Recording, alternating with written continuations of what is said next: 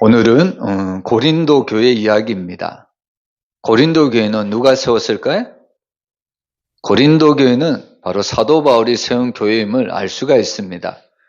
그래서 고린도 교회는 사도 바울이 세우고, 그리고 그 고린도 교회 형편을 듣고 사도 바울이 고린도 전서와 고린도 후서를 보낸 편지임을 우리가 알 수가 있는 겁니다. 여러분, 이 고린도 교회는 바로 이 고린도라는 바로 이런 지역 위에 우리가 세워졌다는 것을 잘 알 수가 있죠. 근데 이 고린도 교회에 가장 큰 특징이 있습니다. 우리 예수 성황교회의 특징이 있다면 어떤 특징일까요?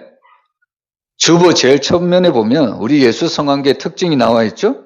우리가 죄인임을 아는 교회, 예수가 생명임을 아는 교회, 진정한 평안함을 주는 교회, 기쁘게 선교에 동참하는 교회. 이 교회가 누구라고요? 어떤 교회라고요? 예수 성황교회임을 믿으시길 바랍니다. 여러분, 이 고린도 교회도 특징이 있습니다. 고린도 교회는 과연 어떤 특징을 가지고 있을까요? 여러분, 오늘 말씀을 보면 고린도 교회는 성장하는 교회가 아니라 바로 싸우는 교회라는 것을 우리에게 말씀하고 있습니다. 여러분, 교회라는 것은 항상 예수님 중심으로 세워져야 되죠? 근데 오늘 말씀을 보면 고린도 교회는 늘 다투고 늘 싸우고 늘 분란이 끊임없이 일어났던 교회라는 것을 알 수가 있습니다. 그래서 고린도 교회가 왜 싸우고 왜 다투는 교회였는가? 여러분, 첫 번째로 보면 고린도 교회는 사람 중심으로 나뉘어졌기 때문입니다. 우리 12절 우리 한번 같이 읽어보겠습니다. 고린도전서 1장 12절 같이 읽습니다. 이는 다름 아니라 너희 밑에 나와 있죠? 예, 밑에 한번 읽어보겠습니다. 이는 다름 아니라 너희가 각각 이르되 나는 바울에게, 나는 아볼로에게, 나는 게바에게, 나는 그리스도에게 속한 자라 하는 것이니. 여러분, 고린도 교회는 누구 중심으로 나눠졌다고요? 바로 사람 중심으로 나눠졌기 때문에 고린도 교회는 늘 다투고 늘 싸울 수밖에 없었습니다. 우리 수연이와 정연이도 집에서 사이좋게 지낼 때도 있겠지만 때로는 다투고 싸우죠? 왜 싸울까요? 예, 말을 안 들어서. 한마디로 말하면 내 마음이 안 들기 때문에 싸우는 것을 볼 수가 있습니다. 여러분, 어린아이뿐만 아니라 이 땅을 살아가는 모든 사람들이 왜 싸우고 왜 다투냐면요, 항상 자기가 중심이 되기 때문입니다. 고린도 교회도 싸우고 다투는 이유가 바로 사람 중심으로 나누어졌기 때문입니다. 여기 보면 네 가지 사람의 중심으로 나뉘죠. 첫 번째는 누구의 사람으로 나누었습니까? 바로 바울이라는 사람의 중심으로 모였습니다.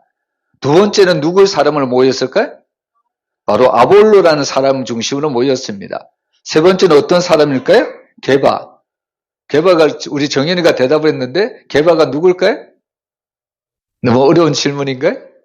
게바는 누굴까요? 예수님의 첫 번째 제자 누굴까요?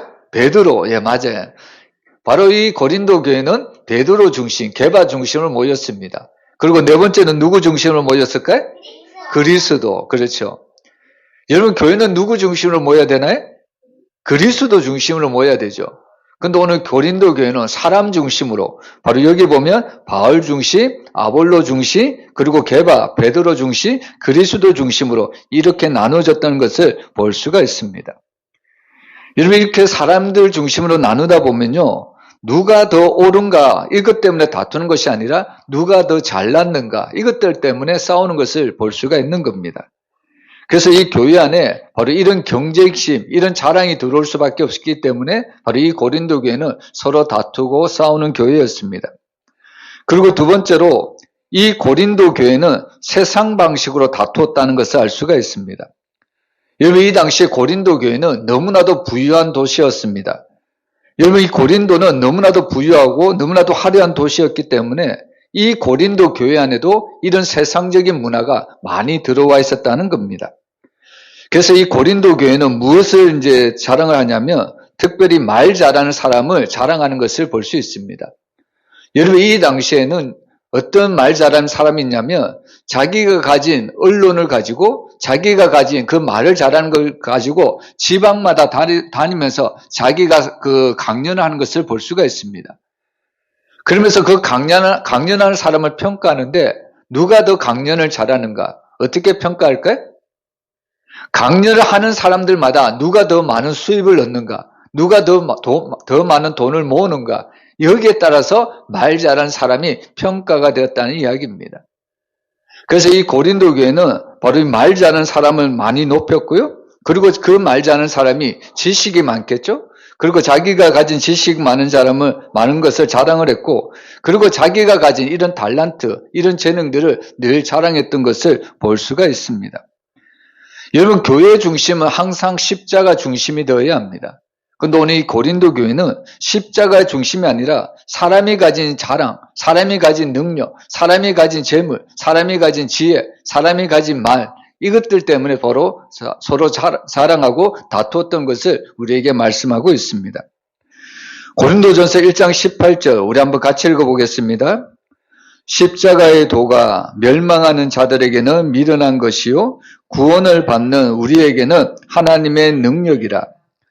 여기 보면 십자가의 도가 멸망하는 자들에게는 미련한 것이라고 이야기합니다. 여러분, 왜 미련한 것일까요? 하나님을 믿지 않는 자에게는 십자가가 왜 미련한 것으로 보일까요?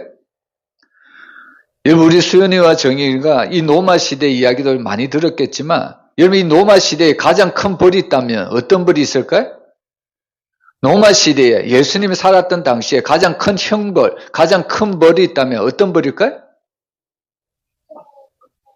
예, 십자가에 못 박히는 것이 가장 큰 벌이라는 것을 우리가 알 수가 있습니다. 그래서 이 당시에는 십자가를 지는 것이 얼마나 큰 수치인지 모릅니다. 십자가를 지는 것이 어떻게 보면 가문의 어떻게 보면 멸망을 의미한다는 단어입니다. 그래서 믿지 않는 자들에게는 십자가의 도가 바로 멸망하는 자들에게는 미련하게 보일 수밖에 없다는 겁니다. 십자가가 이 당시에는 너무나도 수치스럽고 너무나도 부끄럽고, 그리고 십자가를 지는 사람의 끝은 뭘까요? 십자가를 지는 마지막의 상태는 어떨까요? 죽음이라는 겁니다. 그래서 이 노마 당시에는 아무도 이 십자가를 지려고 하지 않았습니다. 근데 이 십자가를 지는 대부분의 사람들은 어떤 사람이냐면 바로 반역죄로 걸려서 십자가를 지는 것을 볼 수가 있습니다. 여러분, 예수님도 십자가를 지셨죠? 여러분, 예수님도 십자가를 지셨던 그 이유가 뭘까요? 그 제목이 뭘까요? 우리 수연이 예수님이 십자가를 지셨을 때 왜 많은 사람들이 예수님이 십자가에 못 박아 죽였을까요? 그 이유가 뭘까요? 예? 네. 너무 어려운 질문일 수도 있는데, 여러분, 유대인들이 생각할 때는 하나님을 누구라도 아버지라고 부를 수가 없습니다.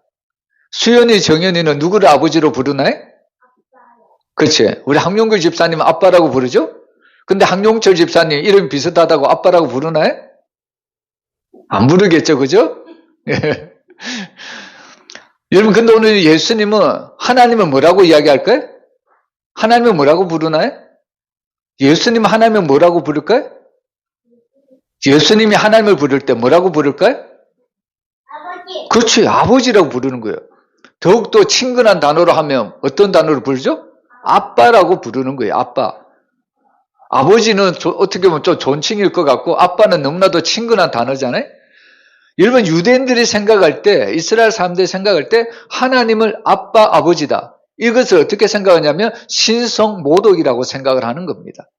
그리고 예수님이 친히 자기를 나는 하나님의 아들이다. 이렇게 이야기를 하니까 유대인들이 그 말을 도무지 들을 수가 없는 거예요. 그래서 이 유대인들이 예수님의 십자가 못 박아 죽인 이유는 이 예수님이 하나님을 모독했다. 그래서 신성모독이라는 죄로 바로 이 예수님을 바로 십자가에 못 박아 죽였다는 이야기입니다. 그리고 또 이 유대인들이 예수님을 십자가에 못 박아 죽인 두 번째 제목은 뭐냐면 이 예수님이 반역죄를 일으켰다는 겁니다. 반역죄. 여러분, 이 당시는 로마 황제가 다스리는데 로마 황제가 누굴까요? 로마 황제를 뭐라고 이름이 뭘까요? 로마 황제. 여러분, 이 당시 로마 황제는 가이사라고 부르죠? 여러분, 근데 유대인들이 이 로마 권력자들에게 이렇게 이야기합니다. 예수는 자칭 자기를 왕이라고 이야기를 하는데 이 예수를 가만히 내어두면 이 로마라는 나라를 멸망시킬 수 있습니다. 그래서 이 예수가 지금 많은 백성을 이끌고 이 로마라는 나라를 어떻게 보면 무너뜨리려고 하고 있으니, 반역을 하고 있으니 이 예수를 십자가에 못 박아 죽여야 된다고, 이렇게 예수님을 반역죄로 바로 십자가에 못 박아 죽였다는 사실입니다. 여러분, 이 로마 시대에는 바로 이 십자가에 못 박아 죽인 사람은 보통 사람이 아닙니다. 단순하게 도둑질 한 번 한다고 십자가에 못 박아 죽이지 않습니다. 바로 이렇게 바로 하나님을 신성 모독하든지 아니면 로마라는 나라에 대해서 반역을 일으켰을 때 바로 그 제목을 걸어서 십자가에 못 박아 죽이는 것을 볼 수 있습니다. 그래서 오늘 이 십자가에 못 박혀 죽인 이 예수를 하나님을 믿지 않는 사람들이 볼 때는 너무나도 수치스럽게 여겼고 너무나도 이 사람이 미련하게 보였다는 이야기입니다. 근데 오늘 성경은 뭐라고 이야기합니까? 십자가의 도가 멸망하는 자들에게는 미련한 것이지만 구원을 받는 우리에게는 하나님의 능력이 된다고 이야기하고 있습니다. 여러분, 수연이하고 정연이 아주 쉬운 질문 해볼게요. 아주 쉬운 질문이지만 아주 어떻게 보면 이것을 우리가 알아야 합니다. 신앙에 있어서 가장 중요한 질문이거든요. 우리가 어떻게 하면 구원을 받을 수 있을까요? 기도하면 구원받을 수 있어요? 불교에도 기도하는데? 어떻게 하면 우리가 구원을 받을 수 있을까요?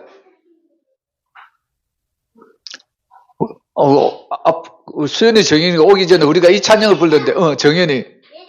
그렇죠. 예수님을 믿음으로. 돈으로도 못 가요. 하나님 나라. 힘으로도 못 가요. 하나님 나라. 거듭나면 가는 나라. 하나님 나라. 무엇으로 가는 나라요? 믿음으로 가는 나라. 하나님 나라.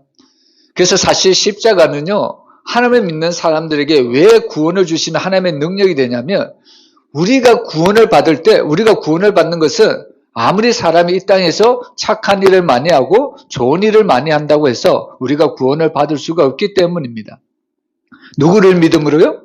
예수를 믿음으로만 우리가 구원을 받을 수 있기 때문입니다. 그래서 사실 이 십자가는 우리의 의가 아니라 예수님의 의 때문에, 예수님을 믿는 믿음 때문에 우리가 천국 갈 수 있다는 것이 바로 이 십자가에서 완전히 나타났기 때문에 바로 이 십자가가 하나님을 믿는 성도들에게는 구원을 주시는 하나님의 능력이 된다는 것을 말씀하고 있습니다.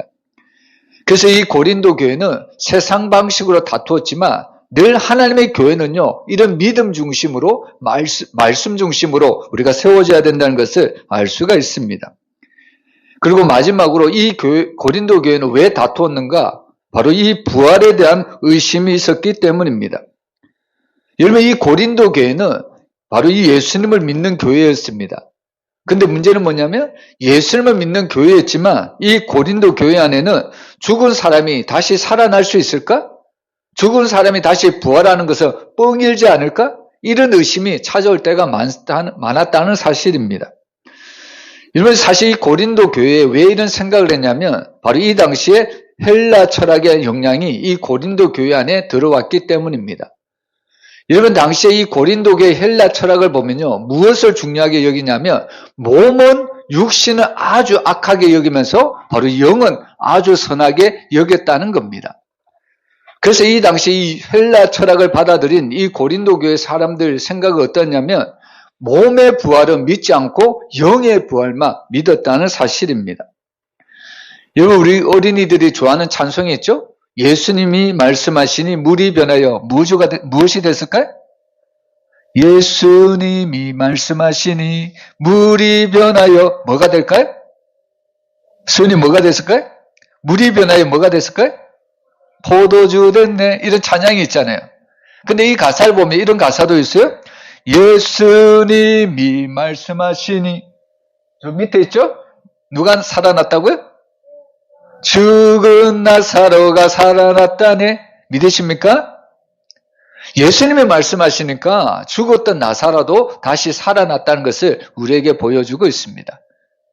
자, 그러면 여러분, 수연이 정연이 우리가 생각해 보면요, 나사로가 죽었어요? 근데 예수님이 말씀하시니까 나사로가 다시 살아났어요. 그러면 나사로는 부활한 것일까요? 부활하지 않은 걸까요? 죽었던 나사로가 다시 살아났어요. 부활일까요? 부활이지 않을까요? 부활이죠. 그죠? 근데 이것은 진짜 부활이 아니에요. 진짜 부활이. 왜 진짜 부활이 아니냐면 죽은 나사로가 다시 살아났죠? 그러면 살아난 나사로가 죽을까요? 안 죽을까요? 안 죽어요. 안 죽어요? 죽어요. 안 죽으면 그것이 진짜 부활인데 우리가 아는 나사로는 죽었지만 살아났고 살아났지만 다시 그는 죽었다는 거예요. 이것은 진짜 부활이 아니라는 거예요. 여러분 예수님은 이 나사로를 통해서 부활의 의미를 우리에게 정확하게 알려주는데 여러분 하나님께서 우리에게 주시는 부활은 우리가 다시 살아나면 영원히 죽지 않는 것이 참된 부활이라는 것을 우리에게 말씀하고 있습니다. 그래서 오늘은 이 부활 중심으로 우리가 하나님의 말씀을 함께 나누도록 하겠습니다. 여러분 첫 번째로 이 하나님의 나라는요, 이 세상과 다르다는 것을 알아야 합니다. 우리 고린도전서 15장 50절 우리 한번 같이 읽어보겠습니다. 형제들아 내가 이것을 말하노니 혈과 육은 하나님 나라를 이어받을 수 없고 또한 썩는 것은 썩지 아니하는 것을 유업으로 받지 못하느니라. 아멘. 여기 보면 우리의 육신을 가지고는 하나님 나라를 유업으로 받지 못한다고 말씀하고 있습니다. 우리 어린이 친구들 유업이 무슨 말인지 아세요? 유혹이 아니고 유업이 무슨 말일까요? 조금 어려운 말인데 우리 어린이들이 우리 엄마 아빠가 있잖아요. 우리 엄마 아빠가 재산이 아주 많아요. 근데 엄마 아빠가 그 재산을 누구에게 다 물려줄까요? 엄마 아빠가 지금 재산이 엄청나게 많은데 그 재산을 누구에게 물려줄까요? 목사님에게 줄까요? 아들에게. 그럼 딸을 안 주나요? 딸 없어요? 안타깝습니다. 예. 자, 부모님이 가졌던 모든 재산을 자녀들에게 물려주는 것을 유업이라고 합니다. 그 쉬운 말로 상속이라고 또 다른 말로 이야기를 하죠. 바로 하나님 나라는 누가 받을 수 있냐면 하나님 나라의 자녀들이 받을 수 있다는 거예요. 근데 오늘 말씀해 보면 하나님 나라는 이 땅에서 썩어질 것을 가지고 우리의 육신의 몸을 가지고는 하나님의 나라를 바로 이어받을 수가 없다는 말씀입니다. 우리 친구들이 볼 때는 이 세상이 영원할 것 같이 보이죠? 이 세상이 영원히 존재할 것처럼 보입니다. 근데 사실 이 세상은요, 오늘 우리가 바라보는 세상은 오늘이 어제보다 다르고요, 오늘이 내일보다 다르다는 것을 알아야 합니다. 가끔씩 어르신들이 이런 이야기를 하죠. 내 몸이 예전 같지 않다. 이런 표현을 참 많이 합니다. 우리 친구들은 전혀 그 말에 공감을 안 할 건데 나이를 조금 먹어보다 보면요. 오늘의 몸이 어제와 다르고 오늘의 몸이 내일과 다르다는 것을 하루하루 지나는 동안 느낄 수밖에 없습니다. 그 이유가 뭐냐면 몸이라는 것은 육신이라는 것은 하루가 지나면 날마다 늙어가기 때문입니다. 몸이라는 것은 하루하루 썩어져 간다는 것을 우리에게 이렇게 표현하고 있다는 겁니다. 여러분 우리가 사는 별이 어떤 별일까요? 우리가 사는 별 이름이 뭡니까? 지구죠. 그죠? 지구는 영원할까요? 아니면 멸망하거나 사라질까요? 멸망합니다. 여러분 지구가 우리가 볼 때는 영원한 것 같이 보이죠? 근데 지구도 계속해서 나이를 먹어가고 있습니다. 여러분 나이를 먹어가고 있다는 것은 언젠가는 이 지구도 사라지고 늙어진다는 것을 이야기하고 있거든요. 지구보다 더 큰 것이 뭘까요? 태양이 있죠. 태양은 영원히 있을까요? 아니면 사라질까요? 태양도 언젠가는 사라질 수밖에 없다는 것을 우리가 알 수가 있습니다. 왜냐하면 세상에 존재하는 모든 것들은 언젠가는 낡고 썩고 사라진다는 것을 우리에게 말씀하고 있습니다. 여러분 우리의 몸도 마찬가지죠. 우리 어린이들은 지금 몸이 팔팔하죠. 근데 언젠가는 어른처럼 되고 어르신처럼 되어서 우리의 몸도 늙을 수밖에 없다는 이야기입니다. 그래서 오늘 하나님은 정말 이 하나님의 나라는 이 세상에는 썩고 늙고 결국엔 늙은 그 결과가 뭐냐면 죽음으로 갈 수밖에 없지만 하나님의 나라는 그렇지가 않다는 겁니다. 여러분 하나님의 나라는 이 세상과 완전히 다르다는 것을 우리가 알 수가 있습니다. 여러분 하나님의 나라는 무엇이 없어야 되냐면 죄가 없는 사람이 하나님 나라에 들어갈 수가 있습니다. 여러분, 하나님의 나라는 아픔이 없고요, 불의가 없고 죽음이 없다는 사실입니다. 여러분, 이 땅에 죽음이라는 것이 왜 들어왔을까요? 우리 친구들 생각할 때 왜 이 땅에 죽음이 들어왔다고 생각하세요? 무엇 때문에 죽음이 왔을까요? 그렇죠. 사람이 지은 죄 때문에 결국 이 땅에 죽음이 찾아왔다는 겁니다. 근데 하나님의 나라는 뭐가 없다고요? 죄가 없다는 거예요. 죄가 없다는 것은 어떤 의미일까요? 죽음이 없다는 거예요. 그리고 썩는 것이 없다는 거예요. 늙는 것이 없다는 거예요. 그래서 하나님의 나라는 영원하도록 있다는 것이 바로 하나님 나라라는 것을 우리가 알 수가 있는 겁니다. 그래서 우리는 정말 이 땅에 있는 것들을 소망하는 것이 아니라 우리는 날마다 하나님 나라를 소망하며 살아가야 합니다. 여러분, 사실 우리 친구들이 왜 하나님의 나라가 좋으냐면요, 하나님의 나라는 이 땅에 있는 그 어떤 것들보다 비교할 수 없을 정도로 하나님의 나라는 너무나도 좋기 때문입니다. 우리 친구들이 생각할 때 이 땅에서 가장 귀한 것이 있다면 무엇이라고 생각합니까? 여러분, 오늘날 세상에는 이것이 가장 귀하다고 이야기를 합니다. 수연이가 생각할 때 이 세상에서 가장 귀한 것이 뭐라고 표현할 수 있을까요? 그죠, 금입니다. 그죠? 여러분, 이 세상에는 금이 엄청나게 귀합니다.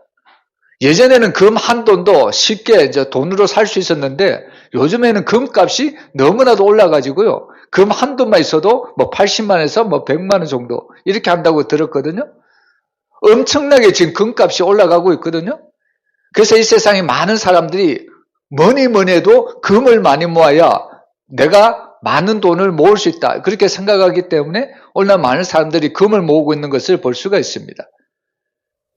여러분, 어떤 부자가 금을 많이 모아가지고 자기가 모았던 모든 재산을 다 금으로 바꾸어서 하나님 나라로 올라갔습니다. 그때 하나님 나라의 딱 문을 지키는 베드로가 금으로 모든 재산을 다 바꾸온 그 사람에게 뭐라고 이야기했을까요? 이 사람은 자기가 세상에서 벌었던 모든 것들을 금으로 다 바꾸어서 바로 천국에 행복하게 살려고 금으로 다 바꾸어서 금을 많이 들고 갔습니다. 그 모습을 보고 천국 문을 지키는 베드로가 이 사람에게 뭐라고 이야기했을 것 같아요? 어리석은 부자야, 왜 천국에는 도로 포장에 쓰일 이런 돌만 가지고 왔느냐, 이런 이야기를 했다는 겁니다. 여러분, 천국에는 뭐가 차고 넘칠까요? 천국에는 금이 마치 돌같이 너무나도 흔하다는 겁니다. 여러분, 세상에는 금이 가장 귀하다고 이야기하지만 천국에는 금이 마치 돌같이 흔한 종류가 바로 금이라는 이야기입니다. 이것은 우리에게 이제 이야기를 해주는 건데요, 바로 천국에는 이처럼 죄도 없고 죽음도 없고 눈물도 없고 사망도 없는 곳이기 때문에 너무나 좋은 것이 바로 하나님 나라라는 것을 우리에게 말씀하고 있습니다. 그래서 하나님의 나라에 들어가는 자는요, 우리의 육신의 몸도 부활하고 영의 몸도 바로 부활한다는 것을 우리에게 가르쳐주고 있습니다. 여러분, 예수님이 부활하신 몸을 보면 얼마나 놀랍고 얼마나 신비한지 모릅니다. 여러분, 우리가 교회 문을 들어올 때, 또 교회 문을 나갈 때 우리는 무엇을 통과해야 될까요? 우리 수연이, 정연이 교회 문을 나갈 때, 교회를 들어올 때 우리는 무엇을 통과해야 될까요? 문을 통과해야 되는 거죠. 그죠? 문을 통과하지 않고 우리가 교회 안으로 들어올 수 있나요? 못 들어오죠. 그죠? 근데 예수님은 부활하셨죠? 부활하셨더니 그 예수님의 몸이 어떻게 됐냐면 문을 통과하지 않았는데도 들어오시는 거예요. 이것이 바로 부활의 몸이라는 겁니다. 우리 친구들 이런 몸을 가지고 싶지 않으세요? 안 가지고 싶다고? 가지고 싶다는 얘기죠? 예. 여러분처럼 부활이라는 몸은요, 바로 인간의 몸은 육신의 한계가 있어요.